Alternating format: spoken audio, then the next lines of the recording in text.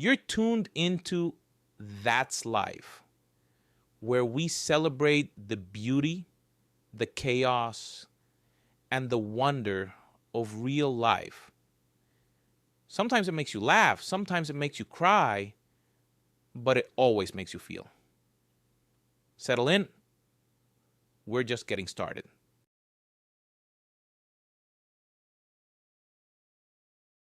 There you see Sarah Smith.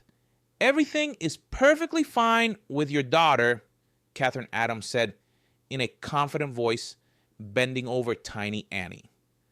The little one was barely 2 months old, but it seemed she had added another couple of precious centimeters since the last visit. Thank God, the young mother breathed out with deep relief. Thank you, Catherine Adams, for responding right away. As soon as I saw that rash, I started imagining the most terrible scenarios.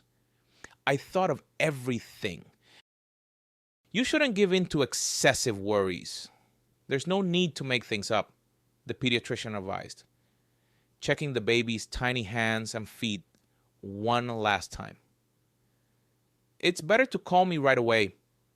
Otherwise, you'll torment yourself and upset the child with your confusion. And he feels everything, even though he's still just a tiny one, doesn't he? Catherine smiled at the little one, and she cooed back happily. Oh, what would we do here without you? Sarah exclaimed sincerely, placing a hand on her chest. How wonderful that they send such wonderful and caring specialists to us, out here in the middle of nowhere. Catherine remained silent, only offering a polite smile in response, and began packing her medical bag. The woman had turned 35 this year, but she had been working and living in Yelchika, a small taiga settlement lost in the Siberian depths, for almost 2 years now. Catherine had been allocated a small, bright house and her own office in the local hospital, the only one for many dozens of kilometers around. Despite the fact that Catherine, being a native Muscovite, was accustomed to completely different conditions in her professional and personal life, the modest and sometimes harsh life of the Siberian hinterland did not frighten her in the least. The woman found a special kind of spiritual fulfillment in such an existence, akin to what monks felt when offering prayers in their ascetic cells in ancient monasteries. Catherine Adams! Catherine Adams! Wait! The pediatrician heard a familiar voice behind her. Vera Miller, a good-natured, fair-haired woman who worked on the local farm, was hurrying towards her, carrying a heavy enamel milk can. Vera, what are you doing? You mustn't run like that. You could fall, the doctor warned, watching the woman rushing towards her. What could happen to me? She just waved her hand. We're all used to it here, Vera replied, catching her breath after walking quickly. Sometimes you rush to the cow at the crack of dawn, thinking, just let everything be all right with her, especially if she's expecting a calf. Catherine Adams, I brought you some fresh milk. We had an especially good yield today. The villager extended the milk can to Catherine.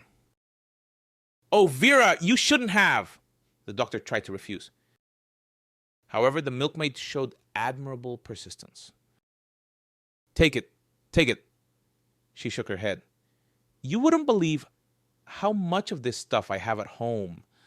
And you need it more, after all. You have such important work. You treat our children, making rounds every day until night. For you, not just milk. Nothing is too much trouble. Do you know what kind of doctor we had before you? Vera almost spat in annoyance, remembering the previous pediatrician. She basically didn't care about the children. All she did was come to the hospital to chat, soak up all the gossip, put all sorts of different makeup on her face, and then, well, start flirting with our felcher. Catherine hastened to accept the milk can and express her gratitude to the milkmaid. She felt that Vera was about to get on her favorite hobby horse again. And so it happened.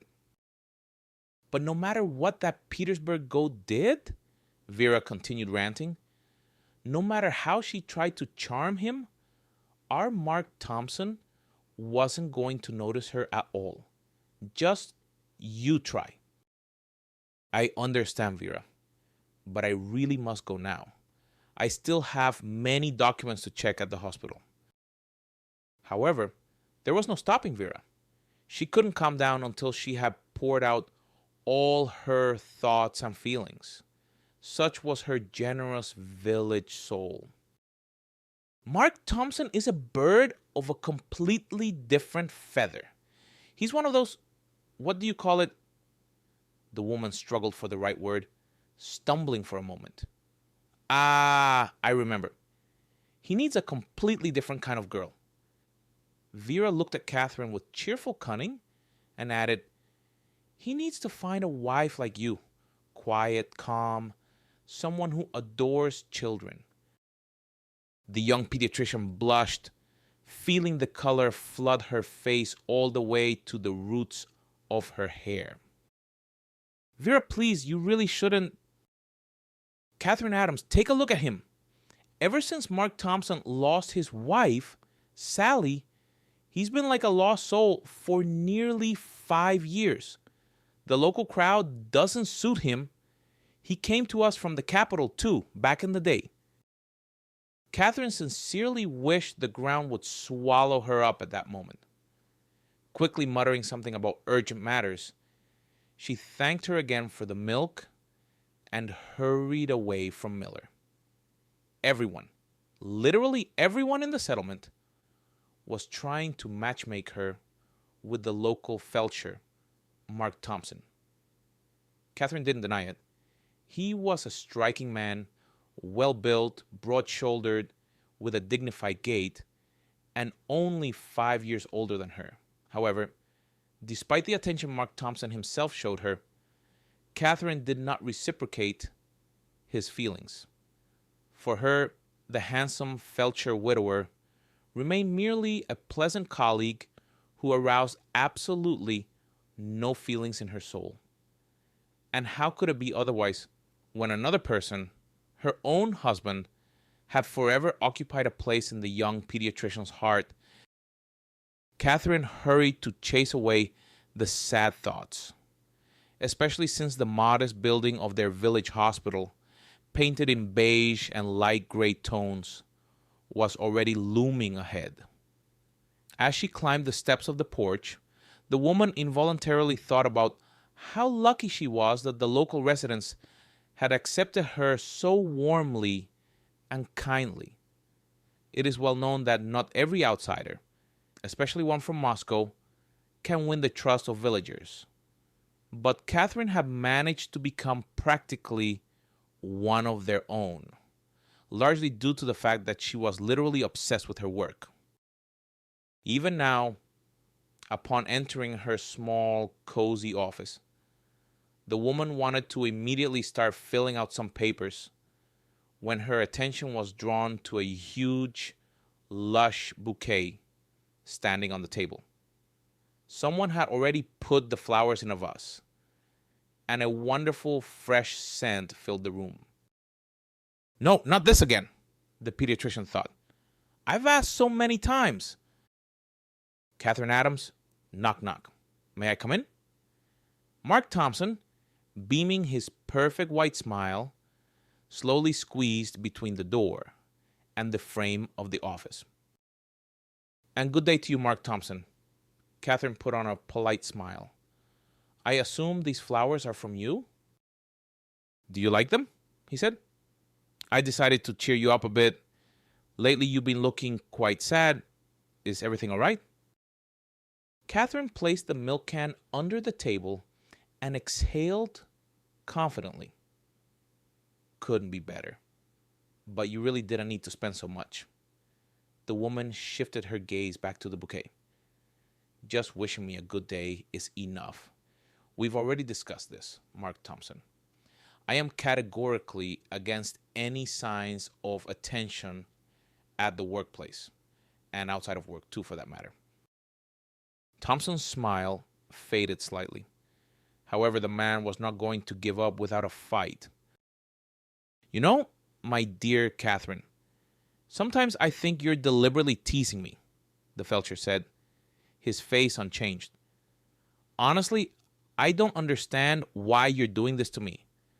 I'm even starting to run out of ideas about what else I could do to please you. Catherine looked wearily at her persistent admirer. Mark, how much longer? How else can I explain to you that there can be nothing personal between us? I understand it's hard for you to accept that I don't want to date you, but let's face it. We simply want different things from life. Our personalities just don't match. What can you do? The young doctor looked pleadingly at the felcher. She had lost count of how many times she had tried to explain such seemingly simple things to him. Is it because you still love your husband? The man asked her a painful question. Thompson knew that Catherine didn't like to remember her past life in Moscow, and yet he never missed an opportunity to remind her of the reasons for her move to Yelchika. The woman's face instantly became impenetrable. Forgive me, Mark Thompson, but I am truly very busy right now. I'm afraid we have nothing more to discuss. I understand your feelings like no one else, Catherine. Believe me, I've been in your shoes, Thompson said in a serious tone. However, sooner or later, you'll have to return to real life. Sometimes we just have to come to terms with the fact that the closest, dearest people leave us. By letting go, you'll finally be able to look around and see that there are people nearby who care about you. I'll be waiting for you, Catherine. I hope you'll soon realize that we have every chance of building a wonderful family together. Catherine looked at the felcher, her lips trembling and her eyes full of tears. Mark, please, the woman cried out, pale, unable to control her emotions, and then simply broke down sobbing, burying her head in her hands. Cry, Catherine, cry, Thompson said quietly, leaving her office. Maybe tears will sober you up. How long can you pretend to be a steel lady? The woman didn't answer him. She simply couldn't speak right now. So the felcher had to leave her, finally granting Catherine the solitude she so desired. Catherine's mood was utterly and irrevocably ruined. The rest of the day, the pediatrician spent filling out medical charts for her little patients and their mothers, as well as seeing babies directly at the hospital. The young woman tried to behave as usual, friendly and polite. However, her heart ached. The familiar dull pain, coupled with intense anxiety, began to gradually fill her heart from the moment Mark made her remember her husband again. David? The girl addressed him mentally every time her soul felt unbearably heavy. I believe we will meet again. Let others say whatever they want. Remind me however they please that you are surely no longer alive. I don't believe it. I don't believe it. And I never will. You are so strong, so brave. You couldn't have just... In the evening, as she was preparing for bed, Catherine sat for a long time in front of the mirror, looking at her face, drawn from heavy thoughts and worries. Who would have thought that in just 3 years, the young, once energetic Catherine would suddenly turn into a woman withered by grief, whose gray hairs, shimmering like silver threads in her once perfect dark brown hair, made her look much older and more serious than she actually was. The young pediatrician loved to read before bed, not professional literature, but the most popular fiction she could get her hands on. Fortunately, in those days, living in the capital, the girl had no shortage of books. Here, the most she could afford was the journal Herald of Medicine, and even that was by subscription, which she had so thoughtfully arranged at the post office the same day she moved to the settlement. No online store delivered its books to such a distant and remote region. And to be completely frank, Catherine no longer felt drawn to intricate detective stories or magical adventures in romance novels, which she had once loved so much. The world had long lost its colors for her, and only her work somehow kept the woman afloat.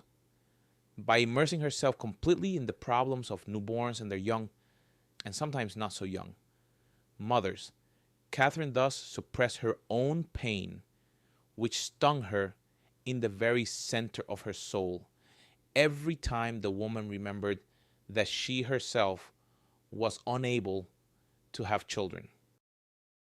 Catherine got up from the table where the small mirror stood and caught a glimpse of how thin and plain her figure had become.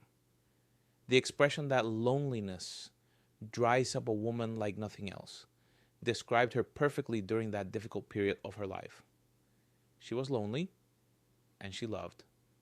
She loved with all her soul and all her heart, selflessly and boundlessly, one single person who, most likely, was no longer alive. But pediatrician Catherine Baker could not even entertain the thought of, as Mark Thompson put it, accepting and letting go.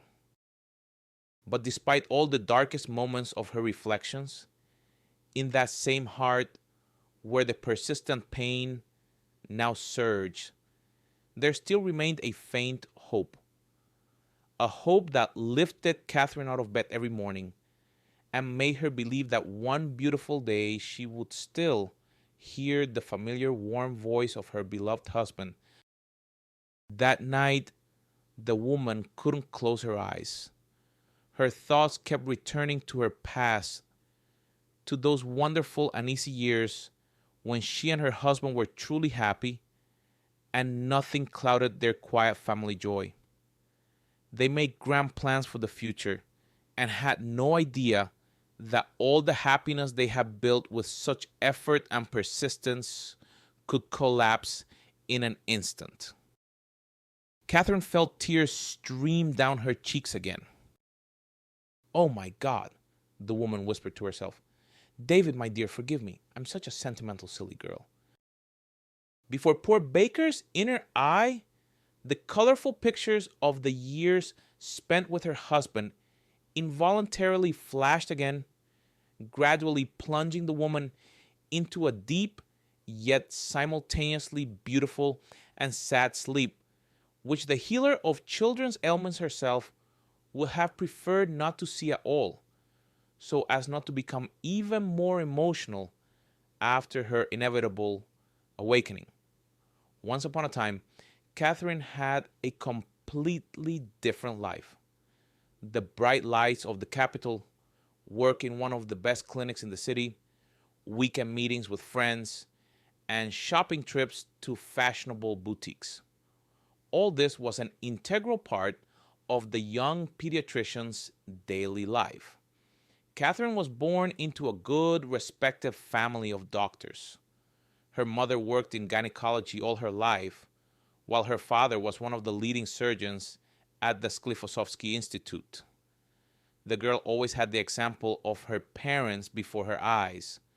Strong, determined, they pushed toward their goal and achieved everything themselves thanks to their own hard work and natural talents, as well as the desire to constantly learn and develop in their chosen field.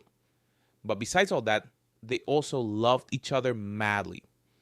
Despite having lived together for almost 25 years, their daughter dreamed of continuing the noble dynasty of doctors, choosing pediatric medicine for herself. Thus, Catherine was able to combine two of her passions in one profession: medicine and working with children. The girl studied easily and with pleasure, effortlessly graduated from medical school with honors, and then almost immediately got a job at one of the best clinics in the city. From there, she gradually moved to an excellent private clinic where she worked for the next few years, steadily improving her professional qualifications. She met David when she was already a grown and self-sufficient young woman. She was 26 at the time. The young emergency services employee completely captivated Catherine with his strength, masculinity, but at the same time, his softness and kindness. Catherine had never met such an understanding man as David. At that point, she had already had several unsuccessful relationships and had become disillusioned with the opposite sex, intending to devote herself entirely to work. That year, she, along with a couple of other specialists from the clinic, were sent on a general quota for so-called survival courses. And it was there that the girl first saw her future husband. The muscular, fair-haired instructor immediately made her heart beat faster. His neat 3-day stubble looked so natural yet stylish that Catherine involuntarily thought to herself, is he perhaps taking special care of it to keep it in such an attractive state for all women? Being naturally shy, Catherine wasn't sure if this amazing young man would even notice her. So she just continued her training, trying to focus on the main reason she had been sent there in the first place. So, what? You like our handsome instructor too? Teased Jenny, her roommate in the dormitory for employee students who had come for the courses, and also a young gynecologist. And he's quite a catch, isn't he? Did you see how dignified he is? As if he knows that if he beckoned any of us, we'd be hooked instantly. Oh, stop it, Jenny. Catherine brushed her off then, but felt the color flood her usually calm and clear face. What nonsense are you talking about again? He's handsome, of course, but nothing more. Uh-huh. Someone was staring at him with wide eyes when he was giving that dummy artificial respiration, her acquaintance joked. Bet you imagined him doing the same thing to you? Jenny rolled her eyes dreamily, and Catherine just grimaced, wrinkling her charming nose. Ugh, Jenny, you're an adult woman, but you're behaving worse than a teenager, honestly. How disgusting. What's disgusting? Do you think if you act like a saint, he'll immediately pay attention to you? Jenny ran her fingers easily through her curly hair. You need to be bolder, Catherine. Men nowadays don't value modesty in women. They value what is scientifically called initiative. Well, let others keep their initiative. I'm a fan of more classic courtship methods, Catherine replied calmly. If we're meant to meet, he'll declare his intention first. And I, as a decent girl, will then see if he's worth building a relationship with, or if he's just a frivolous man, in short. Jenny shook her head reproachfully. That's why Fred and Nick ran away from you, both with their heels flashing, she concluded good-naturedly. You're too picky, and you think for too long before taking the first step. Look, Catherine, there are many other beauties hanging around here besides you and me. They might get ahead of you. But I don't need him, Jenny. Calm down, Catherine snapped, unable to bear it, but immediately felt her heart pounding anxiously, as if she was already jealous of this David for some ephemeral other beauties her roommate had just told her about. All right, I'm quiet, she smiled, and turning over in her bed added, tomorrow is our final class. This is your chance. Use it or you'll miss your happiness again. Catherine didn't answer, just turned to the wall. Her face was burning as if it had been rubbed with red pepper, and her heart was beating a gong in her chest, so much so that the girl thought Jenny would hear that strange sound in the silence of the night room. For the first time since her last breakup, and indeed probably in her entire life, Catherine felt such strong emotions towards a man she didn't even know. What nonsense, the girl chided herself. You haven't even exchanged a few words with him in these 2 weeks, and you're already setting him up as your groom. Silly girl, go to sleep. Jenny is right. Tomorrow is an important day. The last class, which you need to pass with flying colors. It's not like you came here for nothing, is it? With such exciting thoughts, the girl fell asleep that night. Strangely enough, the next day passed completely calmly.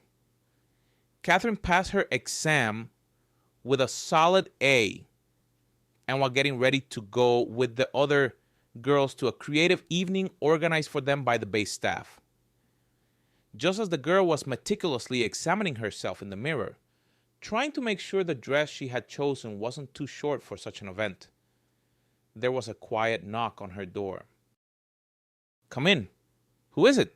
The girl called out into the corridor, simultaneously adjusting the massive round silver and enamel earrings in her ears. Someone silently entered and stopped behind Catherine. The girl started, seeing a familiar, yet unexpected reflection in the mirror. Is that you? My God, you startled me, Catherine exclaimed, turning around. Standing before her was the very instructor, David Baker, about whom she had thought so often in the past few days. I'm sorry, I didn't mean to, the guy faltered and shyly lowered his stunning blue eyes. Clutched in his hand was a small bouquet of wildflowers, which he shyly extended to the girl. Here, these are for you. I'm sorry. I didn't know what flowers you prefer, but the nature here is amazing, so I thought maybe the local flora would please you. Catherine looked up at him, her dark gray eyes wide with astonishment. David's face was gradually suffused with a gentle blush, exactly like the one that must have appeared on her own skin. Oh, thank you. I'm very touched, the pediatrician said, accepting the bouquet from him. These are truly beautiful flowers, better than any roses, really. A timid hope lit up David's eyes. I was wondering, maybe you wouldn't mind going to the dance with me? We're having something like a disco at the end of the evening.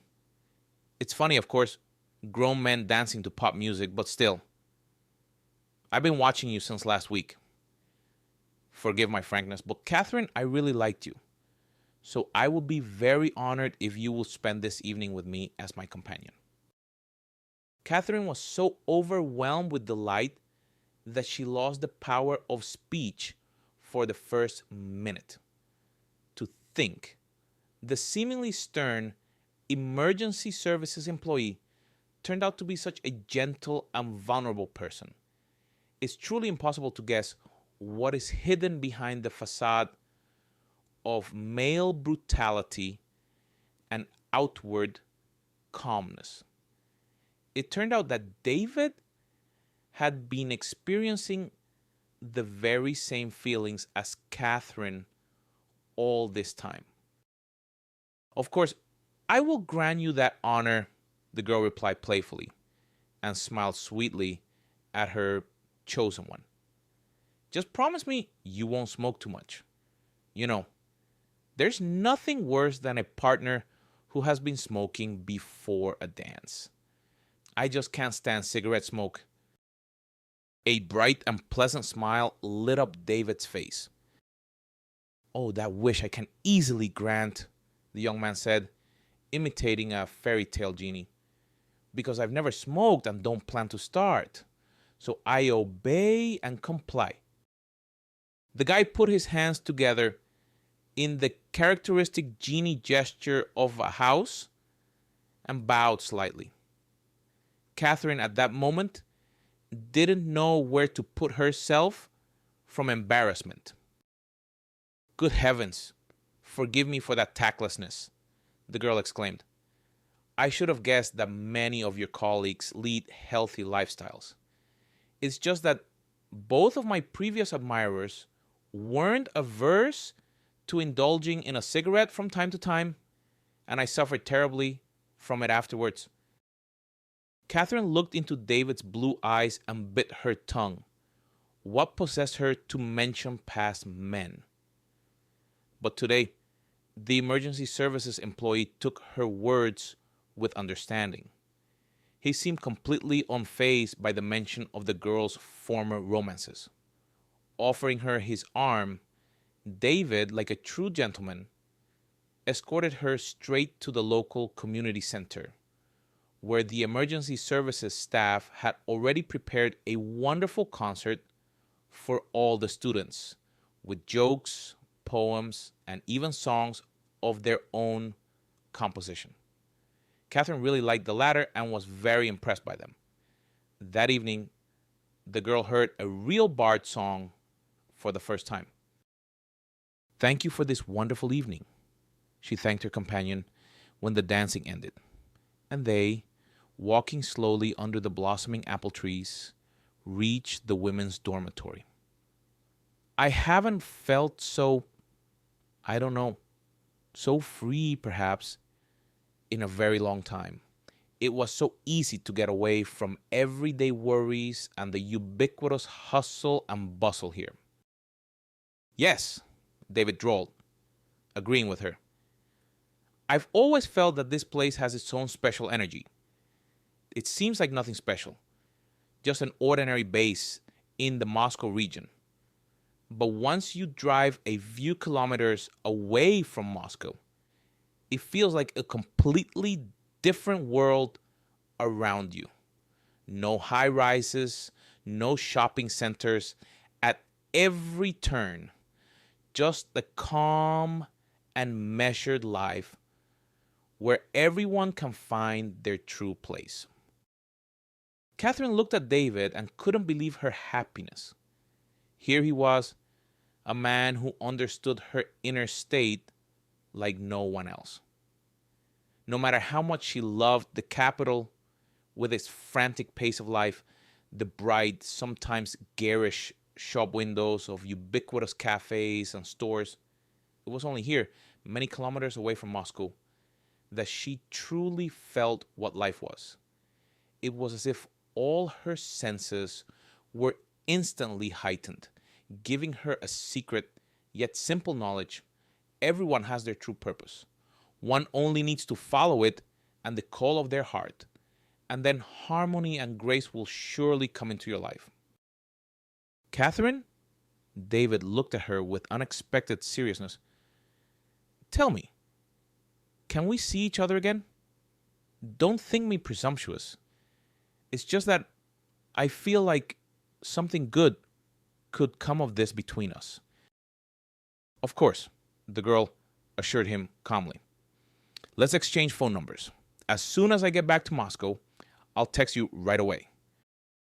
Such a joyful and slightly childlike smile appeared on David's face that Catherine's heart immediately fluttered, warmed by the light feeling beginning to blossom in her soul. Upon returning to the capital, Catherine thought a lot about what this amazing trip had given her. Should she text David herself or wait until he was free and made the first move? The girl's doubts were dispelled when a few days later, she received the following message on her phone. I'll be in Moscow in a few days. Want to meet at VDNKH? Without thinking for a second and trembling with joy, Catherine immediately replied, Yes, I'll be looking forward to it. In response, the girl received a playful smiley face, after which she breathed a sigh of relief. It seemed a new phase was beginning in her life. The first date was followed by several more, and soon the relationship between the young people became truly serious. It seemed David and Catherine couldn't spend a single day apart. They constantly texted, called, and sent each other sweet postcards, just like young students who had just experienced the taste of first true love. Less than 6 months later, David proposed to Catherine. The girl naturally agreed, promising the young rescuer that she would make him the happiest man in the world. I'm the one who should be promising you such things, silly girl, the pleasantly surprised David said to his bride. Remember, a man's duty is to take care of his woman and give her only love and joy, but also to protect her. You will never regret becoming my wife. Catherine's parents approved of their daughter's choice. David inspired their trust and said normal, sensible things. And after talking with Stephen Charles, the girl's father, he became like family to them. Although I grew up in an orphanage, the guy confessed honestly, I understand well what a real family should be like. Catherine told me a lot about your relationship with Angela Michael. If I can even come close to something similar in my marriage with your daughter, I will be simply happy. It's good that you intend to make my daughter happy, Stephen Charles told him. But what about the fact that your work is dangerous? You might leave my dear Catherine alone one day.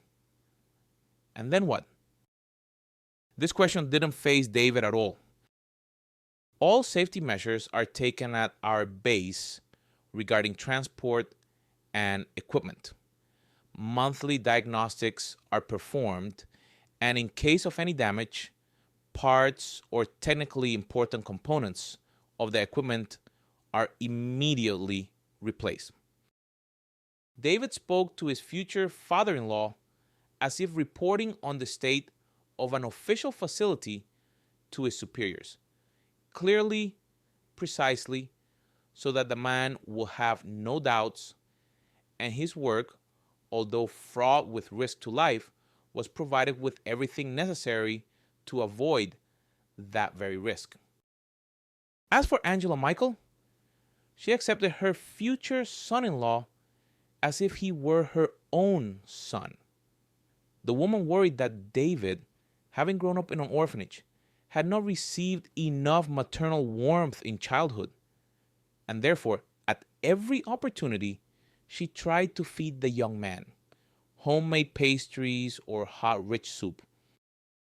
Here, my dear David, try this, Catherine's mom would say, pouring the guy a bowl of her signature cabbage soup. I made it specially for you. I just had a feeling you and Catherine would drop by today. David felt awkward refusing, although Catherine's mom's soups seemed a bit heavy for him. While thanking Angela Michael for the treat, he also laughed and glanced at Catherine, who understood everything but couldn't stop her mother's fit of kindness. You've probably never tasted cabbage soup like this before.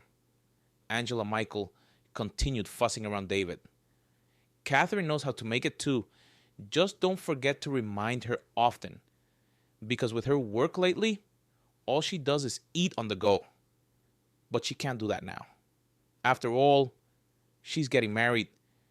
Now she'll have to feed him properly and eat well herself so that you can have a healthy baby soon. Mom! Catherine couldn't help but exclaim, blushing like a boiled lobster. That's enough. What baby? We're not even married yet. The registration is only in a month. Besides, David and I wanted to live for ourselves for a while first, and only then think about children. An awkward silence hung in the air. David looked expressively first at his fiancée and then shifted his gaze to the disappointed faces of her parents. A while. How long exactly will that be? Angela Michael asked with sadness in her voice. I hope you won't become one of those modern couples who think it's better to get 3 cats, a dog, and a parrot than to have a couple of healthy children. You're not like that, are you? Oh no, of course not, Catherine exclaimed immediately. How could you even think that? David and I are perfectly normal people, and we will definitely have children, just not so quickly. I want to work a little longer, after all, to realize myself as a specialist first. My dear, but nothing prevents you from simultaneously pursuing your interest in pediatrics and being a mother, her father reasonably remarked. We are no longer young and would like to cuddle grandchildren while we still have the strength. Catherine just means David unexpectedly joined the conversation. That she and I have decided to wait a year or two until we are completely sure we are ready for a baby in our family. No one is talking about taking away your joy of spending time with grandchildren, Stephen Charles, the future son-in-law, reassured him. Well, if it's a matter of that time frame, then all right, his father-in-law replied, chewing his lips. So be it. Live for yourselves for now. Just don't drag it out, okay? Catherine's age is already quite suitable. You never know what complications might arise during pregnancy if she wants to give birth after 30. Catherine clenched the spoon with all her might. As much as she loved her parents, such anxiety about her condition and ability to give birth caused her slight panic. The girl had always known she wanted to be a mother, but she wanted to decide for herself at what age and how exactly it would happen. Her father and mother, however, constantly pressured her, frightening her with the idea that her childbearing age had, in their opinion, already crossed all reasonable boundaries. Catherine still had fresh memories of how upset Angela Michael had been when she broke up with her last admirer. Or rather, the real reason for her upset was not her daughter's personal tragedy, but the fact that she hadn't thought to get pregnant by the guy. So that, as her mother had put it then, she could have a child for herself and thus close the long-standing issue in their family. Catherine felt David squeeze her hand under the table. His look seemed to say to the girl, "Calm down. This changes nothing. We will still do what we want." Catherine smiled at her fiancé and thought again about how lucky she was to have met a man who truly understood her. The Bakers had a modest wedding. On the groom's side, there were only a few of his best friends from the squad. On the bride's side, there were friends, relatives, and a couple of her father's good acquaintances, specially invited from the Ministry of Health. Catherine and David decided not to have a lavish celebration deliberately. They planned to use part of the money saved on a down payment for a mortgage. The young couple dreamed of their own apartment, as Catherine had been living with her parents all this time, and David was renting an apartment. However, Angela Michael and Stephen Charles presented the couple with a truly royal wedding gift. Here, the bride's father said to David, handing him the keys to a brand new apartment. A 2-room apartment in the very center, with a metro station nearby. 10 minutes, and Catherine can get to the clinic without traffic. And you'll also have a chance to shorten your commute to work a bit. David didn't know how to thank his father-in-law, so he just hugged him tightly. "Thank you, Stephen Charles," the groom said sincerely. "If you only knew how grateful Catherine and I are." "Don't mention it," the bride's father waved it off. "I'm doing this primarily for my daughter, so she can live more comfortably. You take care of her, and don't forget about grandchildren. Your mother and I will be waiting impatiently," the elderly surgeon reminded his son-in-law, then playfully wagged his finger at David. Catherine, upon learning that she and her husband would now have their own apartment, squealed with delight and threw her arms around her father's neck. "My dearest daddy," the girl said, kissing her father's cheek tirelessly. "You're the best, my dear. How did you and Mom manage it?" "Well, we put some money aside, I won't deny it," Stephen Charles said, blushing with joy for his daughter. "Your mother and I decided to prepare a family nest for you in advance. We're not animals, you see. We know how hard it is for young people to earn their own housing these days." Catherine and David felt like the happiest people in the world at that moment. They looked confidently into the future and believed that a long and wonderful family life awaited them. The first 2 years flew by for the young family like a single moment. Catherine worked at the clinic all the time, and in the evenings she turned into a desperate housewife, constantly cooking something delicious and unusual to please her husband, who returned late in the evening from his dangerous service. David, meanwhile, was constantly on call in all sorts of extreme situations. Catherine's, of course, worried about her husband with all her heart and waited for his call with bated breath every time. However, God was merciful. Everything was all right, despite the fact that David had to pull people out from under rubble, chase away careless fishermen from a half-melted pond, and do many other things. And then a joyful event happened in their family. One evening, when David returned from work, Catherine met him with eyes burning with happiness and cunning. "What is it, dear? What happened?" her husband asked his beloved wife.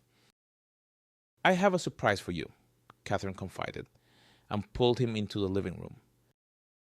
There, on an exquisitely set table, a festive dinner awaited David, such as he had not received from his wife for a long time. In the center, on a huge porcelain dish with a pattern, a large chicken baked in wine, French style, awaited him. Nearby on a pot lay boiled sweet potatoes with rhubarb and the freshest seafood, which Catherine had thoughtfully placed on a separate dish. And on the other side of the table, in a tall vase, appetizing fruits were visible, and next to them stood a bottle of excellent wine and, for some reason, a carton of orange juice. "Wow," David exclaimed sincerely. "What's the occasion for such a celebration?" The man kissed his wife and looked at her questioningly. "Did you get a promotion?" "Well," Catherine replied evasively, "you could say that, but not the kind of promotion you're thinking of." "Really? Interesting," the intrigued husband said, after which his wife sent him to wash his hands, and she managed to lay out clean napkins. She really wanted this evening to be remembered by them for a long time, and for that, everything had to look simply perfect. "So what's the surprise?" David asked a little later, when she had seated him at the table and placed steaming chicken on his plate. "I'm all impatient. I want to know." David playfully clinked his fork and knife, showing that he was very hungry and waiting for his wife's answer. "I'll tell you everything now. Just first, please open the juice and the wine. I can have..." At first, David didn't understand his wife's hint and calmly began unscrewing the wine cork with a corkscrew when it suddenly dawned on him. "Wait, why do you specifically want juice?" Catherine tried unsuccessfully to suppress a smile. She felt herself starting to blush again. She covered her mouth with her hand and looked at her husband expressively. "Are you saying you're pregnant?" David asked quietly. Catherine lowered her eyes, then nodded affirmatively. "My God, Catherine, we're going to have a little one. My dear, my sunshine. What happiness. I'm going to be a father. Do you understand? A father." David almost dropped the bottle, trying to leap out of his chair and hug his wife. When he succeeded, he twirled Catherine in a joyful waltz. The young woman laughed and didn't take her eyes off her beloved husband for a minute. "And just think of all the things we have to do now." The man, excited by the happiness of impending fatherhood, said quickly, "We need to decide where the nursery will be, choose a crib. Have you told your parents yet?" "Not yet," his wife replied, shaking her lush hair and not stopping laughing. "We'll tell them together when we go to Mom and Dad's next weekend." David nodded understandingly. "My God, Catherine, I thought this was happiness. A beloved wife and a hot dinner every day, a reliable rear, support. But this is something completely different. How much I love you, my dear. How much I love you." For the Bakers, anxious but wonderful days began.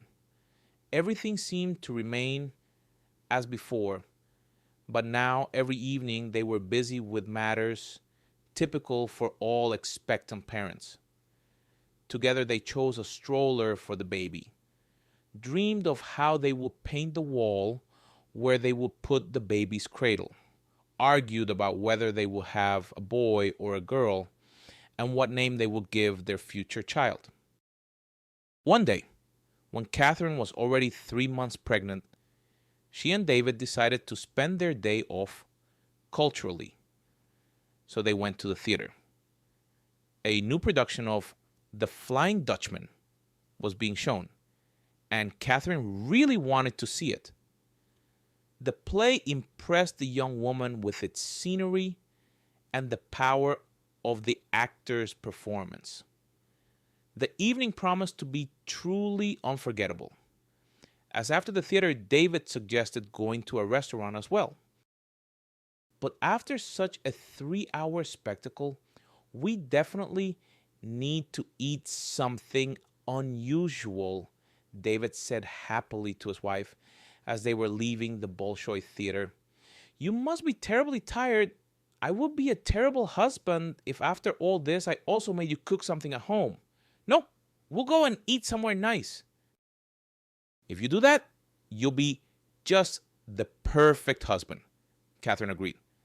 "Honestly, I'm ready to eat an elephant right now, or at least a hippopotamus. Those tiny sandwiches in the theater buffet didn't impress me at all." Dinner was magnificent. Catherine was already preparing to remember this evening as one of the most beautiful in their life together, when something completely unthinkable happened. The couple was already heading to the parking lot. David had called a taxi, and it was due to arrive any minute when three unfamiliar men blocked their path. Judging by their dilated pupils and the strong smell, these guys were clearly under the influence of alcohol or some other substances, and the hands of all three were covered in tattoos that looked bluish in the autumn twilight. "Hey, boys!" one of them shouted to the others, and the whole group instantly began examining the bakers. David immediately understood what was happening and raised his hands peaceably. "Hey guys, don't worry. Let's just go our separate ways like decent people. We don't need trouble. Here." The emergency services employee took out his wallet from the inside pocket of his jacket and pulled out all the cash he had. "It's all I have, guys, really. Take it. Go with God. My wife and I just want to go home, that's all," David said as calmly as possible. However, Catherine, frozen with horror at that moment, felt with every cell of her body how tense her husband was. The tallest of the trio, and obviously the leader of this gang, cast an appraising glance at the small sum David offered him. Then he took a couple of steps toward Baker and snatched the money from his hands with one swift movement. Like a monkey who have found a new toy at the bottom of its cage, the convict jumped around happily in front of his henchmen. "Look, boys," he waved the bills in front of their faces. "People are understanding these days." "Well, I like it," the second one drawled in a nasty voice, and then, out of the blue, stared intently at the pregnant Catherine. "No fight, no broth for a quick one." The bald, stout man slowly stepped towards David's wife. "Oh, this woman is quite something, I think," the scoundrel said. "Luscious!" David instantly shielded his wife, and Catherine felt her mouth suddenly go dry. A second later, a nasty, sour lump rose from somewhere in her throat, making the woman instinctively grab her stomach, where the life of her little child was beginning. Fear, a disgusting animal. Fear for her husband's life and their unborn son or daughter. That's what Catherine felt at that moment. She pressed herself against her husband's back, closing her eyes for a second. "Don't you come near her!" David spat in his face and immediately adopted a fighting stance. "One move, and you can say goodbye to your worthless life." Well, this pamper piece can talk too. The third criminal, who was quite muscular, replied instead of his companion. "Try saying that again." With these words, the scoundrel pulled a gleaming folding blade, suspiciously resembling a razor, from inside his jacket. "What, not so brave now, huh?" the fat man asked, pointing to his friend's hand. "Now my buddies and I will quickly clean up your face so you know how to talk to respectable people. And your broad is coming with us? Don't worry. It's not far at all, just to the nearest bushes." All three laughed like old hyenas. David seemed to turn to stone, completely ready for a death leap. "When I say so, just run. Don't look back," David whispered to his wife over his shoulder. "No, I'm staying here with you," Catherine whimpered pitifully into his jacket. "What are you waiting for, Bunny? Come out to the big guys." The fat convict continued to coo in the meantime. "The guys really want to play with you, so much so that they're about to finish off your boyfriend now."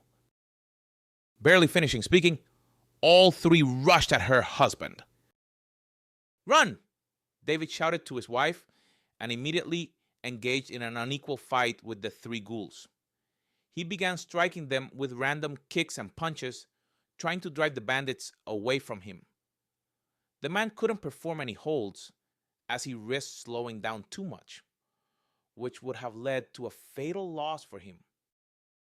Catherine darted somewhere to the right, hoping to get around the brute with the razor. However, he was quick-witted and immediately delivered a powerful blow to the woman's stomach. "Where are you running off to, you bitch?" the convict hissed and grabbed Catherine by the hair, pulling her close. The woman first felt the terrible stench of his breath, and then the cold blade pressed against her tender neck. "David!" she screamed, and David immediately lost his vigilance, receiving a crushing blow to the jaw and falling to his knees. "No!" Catherine cried out in a fit of despair and kicked the scoundrel in the groin with all her might. Despite the pain in her stomach, she couldn't let the criminals finish off her husband like this right before her eyes. "Beat him, boys!" the tall guy shouted, and he and the fat man began kicking David in the stomach and head. Catherine managed to break free from the brute's deadly grip for a second. However, he managed to slash her across the chest with the razor. Lowering her head, the girl saw a crimson stream soak her light dress. "Come here!" the villain roared and plunged the weapon directly into Catherine's stomach with a short, precise thrust. The surrounding world instantly turned into one large, blurry spot for the woman. The pain was so unbearable that Catherine forgot how to breathe. Whispering her husband's name one last time, she fell and plunged into utter darkness. On the edge of consciousness, Catherine managed to catch the wail of police sirens. Obviously, the restaurant staff had finally heard the noise in the backyard and called the police. An ambulance arrived with the police, but Baker no longer saw this. A sticky, cold darkness surrounded her on all sides. "Catherine, my dear Catherine, can you hear me, darling? It's me, your husband, David." With tremendous effort, Catherine opened her eyes. Above her was a perfectly white ceiling, which at first even blinded the woman with its light. Next to her, Catherine heard a nasty beeping sound. Special medical equipment was monitoring her condition. Baker felt a long plastic tube inserted into her nose, through which cool air was flowing. Then the woman felt someone gently and tenderly squeezing her hand. "David?" she said very weakly. "Is that really you? Alive?" Her husband's face bent over her, confirmed it. "It's me, Tough Cookie. Thank God. But you scared me terribly, dear. I thought I had lost you." It took Catherine exactly half a second to remember all the events that preceded her stay in the hospital. "The baby," the young woman exclaimed in a pale voice and immediately pressed her hand to her stomach. It was completely flat and tightly bandaged. "Our baby, David, what happened to him?" Catherine asked her husband, already sensing the worst. Instead of answering, the man just lowered his eyes, then ran a nervous hand through his hair. "The doctors fought for your life for so long, they had no choice. Our baby couldn't be saved anyway. I'm so sorry, dear. So sorry." "No, just no, it can't be." Catherine became hysterical. Just then, the attending physician rushed into the ward. "What have you done?" The elderly surgeon glared angrily at David while trying to restrain the woman convulsing. "Who gave you permission to give the patient such news when she herself is clinging to life? Leave the ward immediately. Nurse, Bring me a sedative quickly, the doctor said to the nurse, who rushed in at that second. It's better to tell her immediately, David said grimly, getting up from the chair with difficulty. It would have been even more painful later. The surgeon looked at him, then shook his head sternly. I understand everything. You are both in shock. But that didn't give you the right to risk your wife's health like that. David seemed to let the surgeon's words pass him by. He looked at the sobbing Catherine with a sense of absolute hopelessness. His beloved was almost dying, and she had also lost their child. And he, an employee of the rescue service, could not prevent it. Catherine, I'll come back tomorrow, her husband said, with tears in his eyes, and left the ward. The hardest part for Catherine was still ahead. After a long and painful recovery, the doctor delivered a devastating verdict. Due to the injuries she had sustained, she would never be able to have children again. The young woman was absolutely crushed. Upon returning home, Catherine didn't remember what was happening around her in those moments. All the days blurred into a single bleak gray strip. David tried somehow to reach his wife, to shake her out of this comatose state, but it was all in vain. Her parents, no less depressed by their daughter's condition than her husband, also tried to talk to Catherine from their side. However, she reacted to nothing at all. No one but David and her family knew how difficult it was for Catherine to get up every morning just to return to some semblance of herself. It was only after almost a year that she was able to consciously perceive the reality around her again. The pain of losing the child was still too fresh to completely forget the experience, and the woman's stomach now bore the permanent marks of that monstrous evening. Scars. Catherine hid them under dark and thick clothing. She could no longer wear a swimsuit or a light summer dress. She constantly felt that strangers would stare at her horrible cuts. Even with David, she was now cold and reserved, and she in no way blamed him for what had happened, but she knew what torment he himself must be experiencing, and therefore no longer considered displays of their love appropriate. At least, not until this whole story finally dissolved into the everyday life that continued.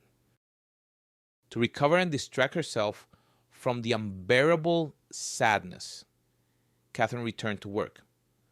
Although it was excruciatingly painful for her to see other people's children every day, the woman increasingly found herself thinking that she was slowly, little by little, but surely getting better. The pain very slowly, but surely, was receding somewhere to the very bottom of her soul, leaving behind only a calmness bordering on indifference. For a start, even that was a salvation for Catherine. And then, just when she seemed to have found firm ground beneath her feet, her entire world shattered into tiny pieces from which she could no longer assemble anything. This happened exactly 3 years ago, a year before Catherine finally moved to Yilchika. David had gone on a business trip somewhere north to Siberia. Terrible fires raged there that year, and Catherine's husband, along with other emergency services employees, was called to extinguish the fire from helicopters by dropping a special fire-suppressing suspension. The most terrible thing, for which Catherine blamed herself constantly afterwards, was that she felt absolutely nothing, calmly letting her beloved husband, the only person dear to her, go on that cursed business trip. 2 days after David left, she received a call from an unknown number. Uh, Catherine Adams Baker? A strange male voice said on the phone. Yes, this is she. Who is this? This is Captain George Harris of the Emergency Response Unit. Your husband, David Vitalievich Baker. Catherine's heart immediately dropped somewhere into her stomach. It became difficult not just to speak, but even to think. Yes, the woman replied barely audibly. Catherine Adams, be strong. Your husband died heroically while fighting a fire in the forest belt. Catherine felt as if the floor beneath her was slowly shifting away. Grabbing the edge of the table to keep from falling, the pediatrician asked again, What do you mean died? No, there must be some mistake. He only left 2 days ago. I'm very sorry, the captain said, a little more gently. Your husband's helicopter got into a difficult situation. One of its blades failed, after which the entire aircraft crashed into the river. We found the body of one of the pilots immediately, but your he was probably carried downstream by the current. Our divers are searching the entire area there now. Something inside Catherine weakly twitched. Perhaps it was the last strings of her nerves. Wait, are you saying David's body hasn't been found yet? But that could mean he had a chance. Maybe he's still alive. Maybe he was carried ashore somewhere and needs help? A sad sigh was heard on the other end of the line. If only it were that simple, Catherine Adams, Harris replied. The height they fell from was considerable, plus the damage to the helicopter was such that, in short, if I were you, I wouldn't have any particular illusions. But our team is doing everything necessary now to search that entire area as effectively as possible. Catherine replied to the captain coldly and decisively. Fortunately, Captain, you are not in my position, and you are unlikely to ever be. I will come on the first available flight. I want to personally participate in the search for my husband. Enough, Catherine Adams. You really don't need all this, honestly? Harris warned her fatherly. However, the rescuer's wife was a straightforward person when it came to preserving her family. Let me decide for myself what I should and shouldn't do, Captain. Give me the address. I'll come. Having warned her parents and superiors, the woman set off for the heart of the taiga.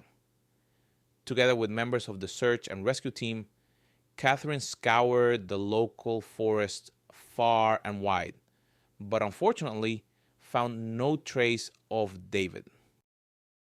I told you you were just upsetting yourself for nothing by coming here.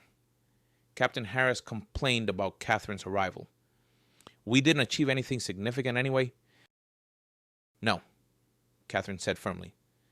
My husband will be considered missing until you find his body. Only then will I accept that he has died. Until then, you must continue the search for as long as possible. Exhausted, Catherine returned to Moscow, and the search for her husband continued for several more months. However, it was all in vain. Finally, the woman came to a difficult decision: to abandon everything in the capital and move permanently to a remote taiga settlement. That settlement turned out to be Yelchika. Daughter, my dear, think about it, Angela Michael pleaded, overwhelmed by the whole situation. I understand that your grief over the loss of my dear David will forever remain in your heart. But you want to leave not only your job and your home, you want to leave us too. The elderly mother of Catherine struggled to hold back her tears. Mom, forgive me, but this is the only thing I truly need right now, the pediatrician explained to her. I can't stay here anymore. Everything reminds me of David and how much we had together, how much connected us, and how much we lost. Angela Michael looked at her daughter with an attentive, understanding gaze. Promise me you'll at least write to me then, her mother asked pleadingly. Of course, Mom, my dear, her daughter assured her, hugging the elderly woman. As soon as I settle in, I'll write right away. I've already arranged with the local hospital. They're hiring me straight into my specialty. Can you imagine? The staff there is very small, only about 10 people. So I don't have to worry about rumors about myself. Oh dear, rumors are such a plague, Angela Michael said, wiping her eyes with a handkerchief. Even if you don't want them, they'll appear out of thin air. You're new to them, so at first, they won't trust you. They'll be watching you. You be patient for a little while. Maybe you'll fit into their way of life. Just write to me, dear. Don't forget about your mother and father. Catherine hugged her mother tenderly and promised her that she would definitely be all right.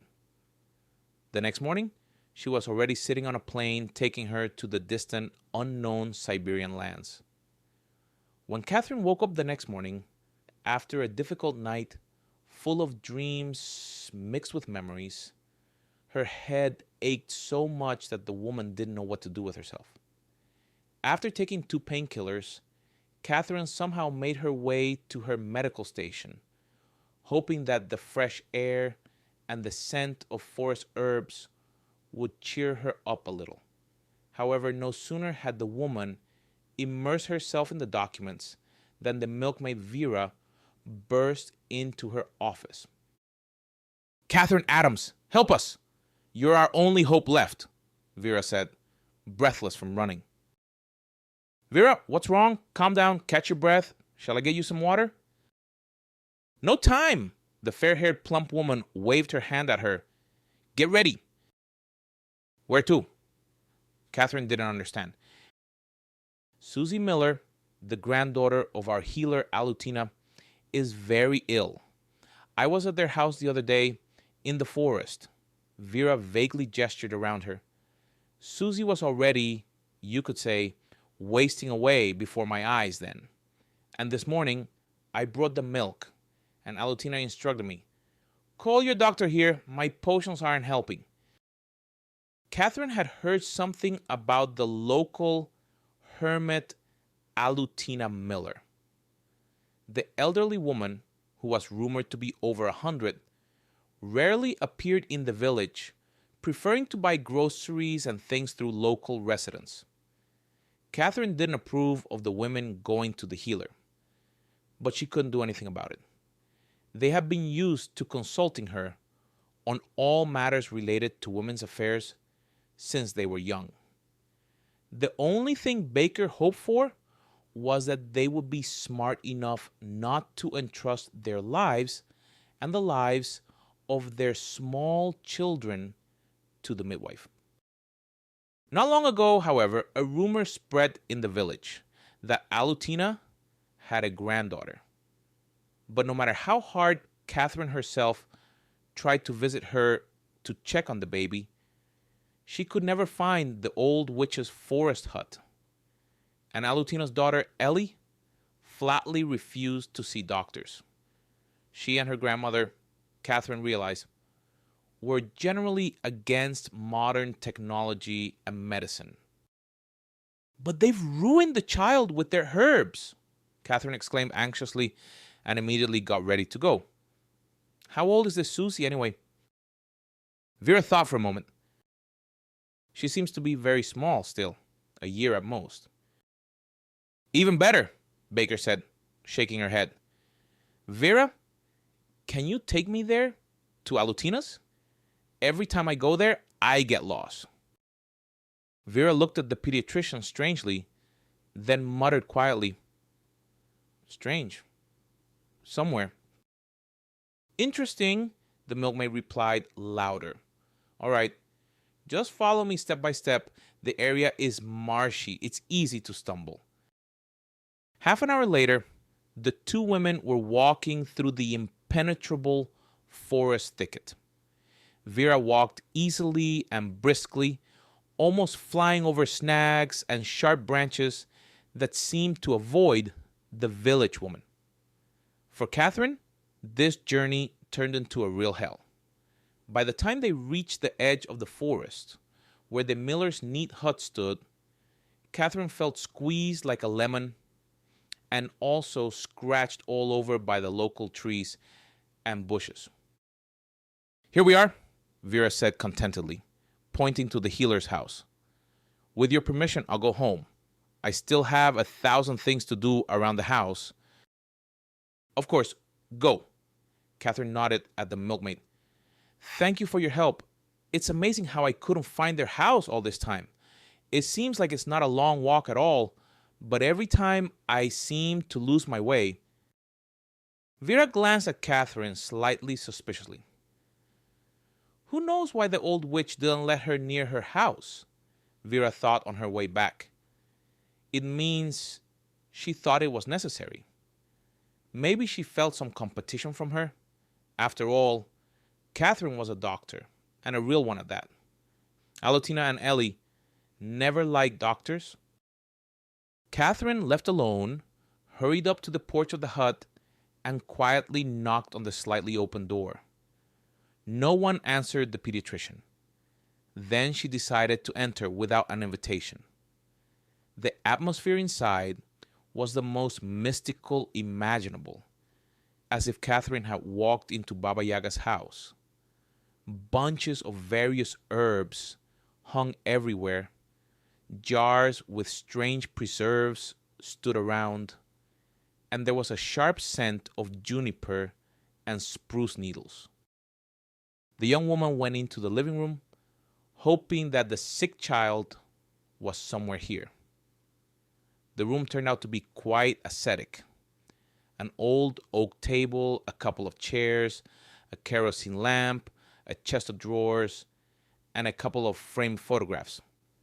One of them depicted a girl in a sundress-like dress, similar to those worn in spring when burning the effigy of Maslenitsa. She was standing hugging a very old, wrinkled woman like a dried olive.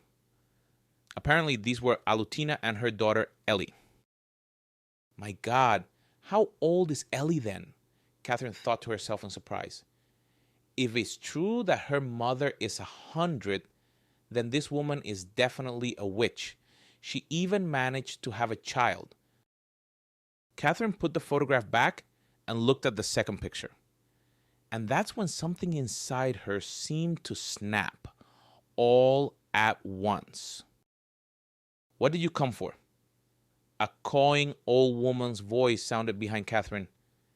If I had my way, you'd still be wandering in the swamps.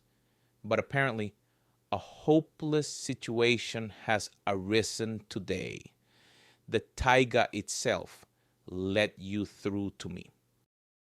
Baker slowly turned to the healer, meeting the gaze of her unfriendly black eyes, like a raven's pupils. Alutina turned out to be very miniature, half Catherine's height, but nevertheless looked very determined and a little hostile.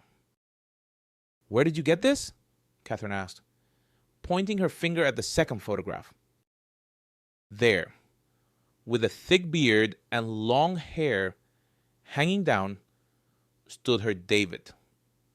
Of course, he had changed a lot externally, become rougher, and his gaze had become unsociable. But it was definitely him. You will put that thing back, the old woman said strictly. It's not yours, so there's no need to look. Catherine's lips trembled with a fine tremor, and her knees instantly gave way, becoming like cotton, just like when she had tried to run away from the bandit. I won't do anything until you tell me where you got this photo, Catherine almost shouted in the healer's face. The woman chewed her colorless, dry lips for a moment, then finally replied, "You better ask him yourself. You'll see him soon. He also went to the city after you, but you missed each other. God knows. Such is your fate." Alutina sighed heavily, then asked with emphasis, "Well, are you going to treat my child or not? Why did I call you here?" Catherine seemed to awaken from a long sleep. Everything inside her was trembling. "Show me your granddaughter." The doctor finally nodded and followed the healer into a small room, the ceiling of which was even lower than in the living room. Here, in a tiny crib, lay a small, pale girl. Only her cheeks burned with an unusually bright blush. "Is this Susie?" Catherine asked, immediately getting to work. She examined the baby and stared at Alutina in horror. "Well, she's been ill like this since the day before yesterday, and she's only getting worse. I don't understand why my potions aren't helping her. Do you understand that your granddaughter has pneumonia?" Catherine asked loudly, her eyes flashing. "The girl needs immediate hospitalization. Thank God Vera brought me to you. A little longer, and you would have lost the child. Do you understand that?" The healer's face wrinkled even more, as if she had bitten into a sour apple. "Don't shout, I understand," the old woman replied submissively. "No, I'm just curious where her mother is," Catherine asked, looking angrily at the elderly woman. "No, how could you let it get this bad? That's it. Now she needs an IV drip, and we just have to pray that Susie recovers." The child made a weak sound under the pediatrician's hands. "My God, she's burning up," the woman said, and took a syringe and an ampule of medicine from her bag. "What is that?" Alutina asked suspiciously, looking at the ampule. "And you're going to inject it? You mean chip my granddaughter? I won't allow it." And the healer blocked Catherine's access to the crib. "Calm down. This is a standard antipyretic used in such cases for children," Catherine replied confidently, looking her in the eye. The old woman hesitated, but moved aside, allowing her granddaughter to be given the injection. "Now she should start feeling better," Catherine said, and looked at the healer. "What words you know? Chip my granddaughter. Just imagine. And how do I know what's in the heads of you outsiders?" the healer asked with an indignant tone. "See, Ellie, my adopted daughter, went into the forest the day before yesterday and hasn't returned. Maybe your colleagues took her for experiments?" The next moment, large tears rolled from Alutina's eyes. Catherine realized that the woman was no longer entirely in her right mind, and it would be better if she took the girl with her to the hospital. Amidst all these thoughts, the pediatrician almost forgot about the mysterious photograph she had seen in the old woman's living room. However, in the next minute, the solution to this mystery appeared in person. "Doctor, is she all right?" David asked with unconcealed anxiety in his voice. I was practically begging Alutina at her feet, pleading with her to let me call a real doctor here. Catherine carefully turned to the man, trying not to faint herself. Her lost husband stood right in front of her, exactly as he was in that photograph. "David," Catherine said, pale as a sheet, barely managing to speak, "tell me this is true. You? Am I not dreaming?" The man looked at her for a minute with a puzzled expression. Then a spark of recognition flickered in his eyes, and then he grabbed the door frame to keep from collapsing to the floor. Memories crashed into his mind like an avalanche. Zachary, haven't you ever seen our village doctor? The old woman asked, shifting her gaze from Catherine to David and back. Why is she calling you David? Was that your name in your past life? And then Alutina looked closely at the pediatrician and only after that said with dislike, so this is who he was calling out for in his delirium back then. And I was wondering why I didn't like you right away. I felt you were connected. But I didn't think it was so close, that your thread stretched across the whole country. Catherine, my dear, it's me, David. You're seeing correctly, darling. How could I have forgotten everything? Despite the distance separating them, David took 2 wide steps to his wife, who was crying with happiness, and hugged her tightly. I knew it! I knew it! I knew you were alive, David. I talked to you every night, prayed for you. I felt you hadn't crashed in the helicopter. But who? Alutina and Ellie? And how did you end up here? Her husband looked at her with anxiety, but with boundless love, and then said, I'll tell you everything, I promise. But please, let's take my daughter to the hospital first. I'm very worried about her condition. Daughter? Catherine said in astonishment and recoiled from David. So Ellie had a child by you? A tense silence hung between the spouses for a minute, and then Catherine managed to compose herself and said somewhat dryly, Yes, you're right. A child's life is paramount. Taking the girl in his arms, the man hurried out of the hut. He effortlessly led Catherine out of the forest thicket back to the settlement, and under the surprised gazes of the villagers, carried his daughter straight to the hospital. When Susie had received all the necessary help, and Catherine was sure that the baby's life was no longer in danger, she sank wearily onto the small sofa in her office. Can we talk? David said, entering quietly.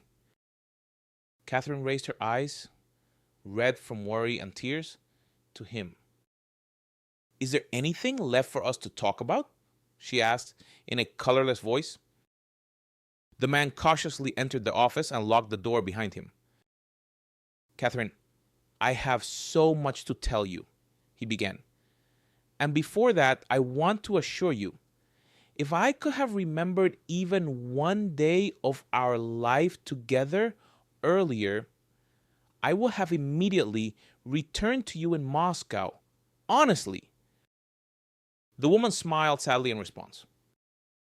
Apparently, you were so well off here that you didn't even have to remember anything. Did nothing stir in your soul while you were hiding with these forest sorceresses? Her husband took her hands and made her look him in the face. No, Catherine, you misunderstood everything. I just couldn't remember anything. Do you understand? I couldn't. And David began his sad story. I was carried by the blast wave directly into the river. I don't really remember how it happened. I just felt a strong jolt and a few seconds of free fall, and then cold and pain. When Alutina found me on the shore, I was severely injured, unconscious. She and her daughter Ellie managed to drag me to their hut. And there, the man sighed nervously, there I spent the next 6 months, practically unconscious. These women nursed me back to health. Whatever anyone says, some of their concoctions do possess incredible healing power. I don't know, maybe it was something like a coma. And only when I fully regained consciousness, I was like a blank slate, you see? I didn't even remember my name. I didn't know who I was. David rubbed the bridge of his nose as if wanting to erase all the terrible things that had happened to him from his memory. Catherine listened without interrupting. She wanted to hear the whole truth from him, all the way to the end. I learned to walk again. There's something wrong with my back, as I can't always keep my balance now. But it's not serious. If I don't try to run too fast or carry too heavy loads, my daughter doesn't count, he added, and lowered his eyes. Ellie was with me from the beginning. She nursed me, fed me with a spoon. In short, she brought me back to life. I'm sorry, but that's the truth. A bitter smile appeared on Catherine's face. How touching. The woman silently admitted to herself that she was tormented by jealousy. And then I started walking again purely because I had completely lost my memory. I decided to stay here for a while until I remembered who I was and if I had a family. Naturally, I helped the women with household chores, hunted, but I did all this without leaving the forest, you see? Alutina convinced me that I could be a fugitive criminal, and then there will surely be a wanted poster for me at the police station. I tried to explain, David said to his wife. There was one, Catherine replied detachedly. Only on that wanted poster, you were listed as missing. Catherine covered her face with her hands, unable to process all this information. My God, I looked for you for so long, I knew. I'm alive, David replied firmly. I'm alive and sitting here, trying to explain everything to you. But how do you explain your daughter? His wife brought him to the main point. David looked somewhere into the distance, momentarily lost in his own thoughts. I love Susie very much and want to take her with me when everything is over and she is fully recovered. It was a moment of weakness, Catherine, you must understand. I didn't remember anything, absolutely nothing. And Ellie was so kind to me. When she said she was pregnant, I realized that no matter what happened, I would take care of my daughter. His wife turned away. She didn't want David to see her face right now. Only Ellie is gone now, Catherine. What? The woman didn't understand. Ellie is gone? Remember Alutina said she went into the forest and hadn't been home for 3 days? Well, I found her today. What happened to her? Catherine whispered, sensing something bad. She's dead, David replied curtly. My God, Catherine exclaimed, and covered her mouth with her hands to keep from screaming. How did it happen? Her husband rubbed his palms, sweaty with fear. Catherine had never seen him so frightened. Apparently, she went to gather herbs and berries, but in short, it was a bear. I only recognized her by her dress and her basket. Catherine felt her legs turn cold. Are you going to tell Alutina? David just shook his head. I suspect she already guessed. Let her think her daughter drowned in the swamp rather than learn such a terrible truth from me. They have slightly different concepts of death here. I buried Ellie right there, in the forest. So God willing, Alutina won't stumble upon her. The taiga gave, and the taiga took back. Alutina said she found Ellie as a lonely teenager. She was supposedly hiding in the forest from her stepfather. So she took the girl in. Don't be angry with her, Catherine. She was truly a very good person. What? How can I now, after learning this about her? Catherine felt shame burning inside her. Alas, only after hearing about Ellie's death was she able to see her as a person who had saved her husband's life, not a cunning temptress. Catherine, David asked quietly. Shall we leave here when Susie gets better? Shall we leave? You can forgive me, can't you? Catherine looked into her husband's blue eyes, and at that very second made the only right decision. Of course, David, I'm still your wife. And so it happened. As soon as little Susie recovered, David and Catherine, quickly packing for the journey, were ready to take a bus to the nearest airport that very evening, from where a helicopter could take them to the mainland, and from there they could get to Moscow by a regular plane. David wanted to go and say goodbye to Alutina when Vera shocked him with tragic news. It turned out the old healer had passed away the night before. Apparently, she couldn't bear the loss of her daughter, the milkmaid, suggested then. And her age, too, no one knew exactly how old Alutina Zakharovna was. Catherine, upon hearing about the old woman's death, even shed a tear.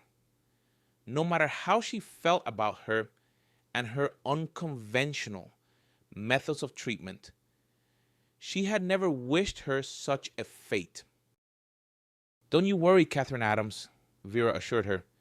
We'll bury Alutina properly, according to Christian custom. The pediatrician thanked the kind village woman and saying goodbye to everyone except the persistent Felcher Thompson, left with her husband and Susie back to the capital.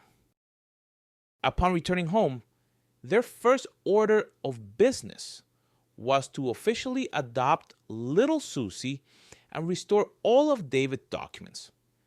Catherine's parents were happy to learn that their son-in-law was alive after all.